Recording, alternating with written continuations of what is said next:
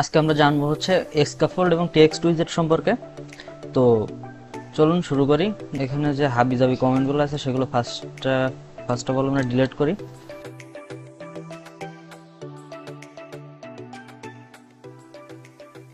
তো এখন হচ্ছে আমরা শুরু করব। তো আমাদের ফার্স্ট যে উইজেটটা স্ক্যাফোল্ড।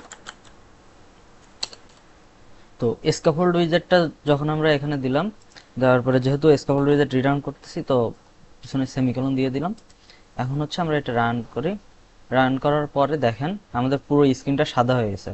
তো আমাদের স্ক্যাফোল্ড উইজেটের যে কাজ সেটা হচ্ছে পুরো স্ক্রিনটারে ও হচ্ছে অকুপাই করে পুরো স্ক্রিনটারে ইউজ করার জন্য আপনার সামনে রেডি করে দেয়। ঠিক আছে। তো স্ক্যাফোল্ড উইজেটের দুইটা প্রপার্টি, একটা হচ্ছে অ্যাপ বার আর একটা হচ্ছে বডি। তো আমরা যেহেতু টেক্সট উইজেট সম্পর্কে আজকে জানবো ফার্স্ট, তো আমরা ডিরেক্ট বডি সেকশনে চলে যাই। বডি বডি সেকশনের মধ্যে আমরা এখন বিভিন্ন উইজেটের প্রপার্টি দিতে পারি। ঠিক আছে। তো আজকে আমরা জানবো টেক্সট উইজেট সম্পর্কে। তো টেক্সট লিখি ফার্স্ট। টেক্সটের ভিতরে আমরা হচ্ছে, এটা হচ্ছে আমাদের টেক্সট উইজেট। টেক্সটের ভিতরে আমরা সেমিকোলন কোটেশন দিয়ে কোটেশনের মধ্যে আমরা যে কোনো কিছু লিখতে পারি। যেমন হচ্ছে আমরা ইরর কোড লিখি। তো দেখেন একদম উপরের কর্নারে, আমি স্ক্রিনটা বড় করে দেখাই একটু, উপরের কর্নারে এখানে ইরর কোডটা লেখা আসছে। তো এখন হচ্ছে আমরা এই টেক্সটারে আমরা সেন্টারে আনবো। তো সেন্টারে আনার জন্য আমরা জাস্ট এই টেক্সটারে আমরা এখান থেকে কেটে দিলাম। কেটে দিয়ে এখানে হচ্ছে সেন্টার নিলাম, সেন্টার উইজেট, সেন্টারের মধ্যে চাইল্ডের মধ্যে এখন আমরা টেক্সট উইজেটটা দিচ্ছি। অথবা আপনারা চাইলে এগুলো না করে আরেকটা কাজ করতে পারেন, সেটা হচ্ছে ডিরেক্ট টেক্সট উইজেটের উপরে রাইট ক্লিক করলে এখানে যে শো কন্টেক্সট অ্যাকশন, এখানে গেলে আপনারা এখানে অনেকগুলো অপশন পাবেন।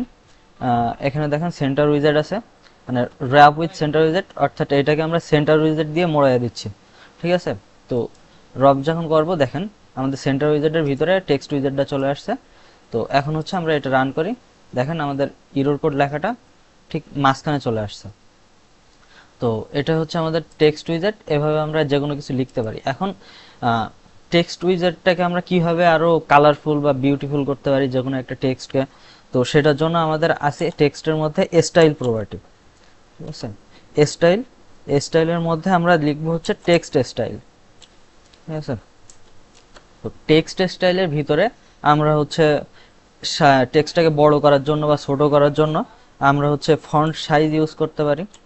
ফন্ট সাইজ, ফন্ট সাইজ সাধারণত এখানে আমরা 20 দিই, দেখেন টেক্সট একটু বড় হয়ে গেল। এখন যদি আমরা 50 দিই, টেক্সটটা আরো বড় হয়ে গেল।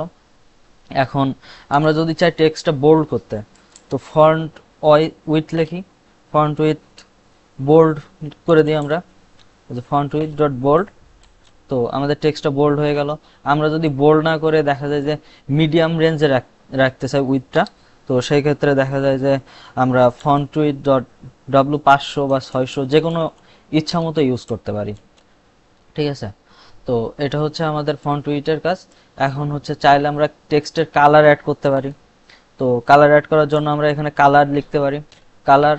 এখন হচ্ছে কালার অ্যাড করার জন্য আমরা সাপোজ আমরা এটাকে গ্রিন কালার করব। তো কালার্স ডট গ্রিন। ঠিক আছে। গ্রিন কালারের হয়ে গেল। আমরা যদি ইয়েলো করতে চাই, কালার্স ডট ইয়েলো। আপনারা যে যে কোনো ইচ্ছা মতো আপনাদের এখানে উইজারটাকে চেঞ্জ করতে পারবেন, ইচ্ছা মতো কাস্টমাইজ করতে পারবেন। এখন যদি আপনারা চান হচ্ছে এটাকে আন্ডারলাইন করতে, তো সেটার জন্য আমাদের যেহেতু এখানে অনেকগুলো প্রপার্টি ইউজ করছি, তো আমরা একটু ফরম্যাটে নিয়ে আসি। এখন যদি আপনার টেক্সটটাকে আন্ডারলাইন টেক্সট করতে চান, তখন হচ্ছে আপনার ডেকোরেশন প্রপার্টি ইউজ করতে পারেন। ডেকোরেশন, তো ডেকোরেশন ইউজ করতে পারেন। এখানে হচ্ছে আপনারা যদি আন্ডারলাইন করতে চান, তো টেক্সট ডেকোরেশন ডট আন্ডারলাইন দিয়ে দিতে পারেন, আন্ডারলাইন হয়ে গেল। এখন যদি চান হচ্ছে আপনারা আন্ডারলাইন না করে হচ্ছে আপনারা টেক্সটের ভিতর দিয়ে লাইন থ্রো করবেন, তো তখন হচ্ছে আপনারা চাইলে লাইন থ্রো ইউজ করতে পারেন। তো এভাবে আপনারা চাইলে টেক্সটটাকে ইচ্ছামতো আপনাদের ইচ্ছামতো সাজিয়ে নিতে পারবেন। এখন যদি আপনারা এখানে দেখা যাচ্ছে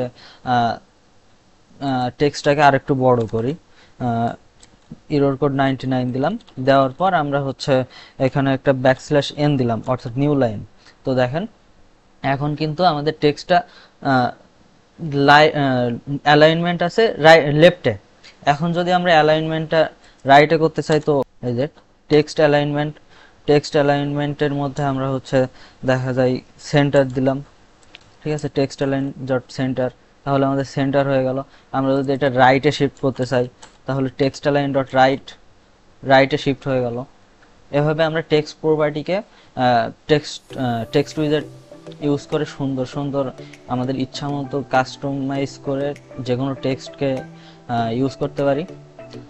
তো আজকে এ পর্যন্তই, ধন্যবাদ।